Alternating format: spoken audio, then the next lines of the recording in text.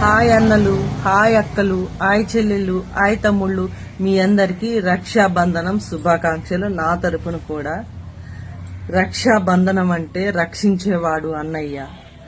రక్షాబంధనం అంటే రక్త సంబంధం అని అర్థం, అన్న చెల్లెల బంధం అని అర్థం.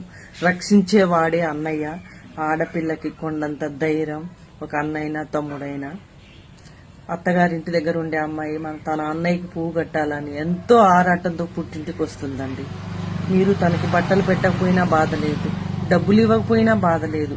మీకున్న దాంట్లోనే ఎంతో ప్రేమగా అభిమానంగా చూసుకొని నీకు నేనున్నాను ఆపుతొస్తే అని ఒక్క మాట ఇవ్వండి చాలు.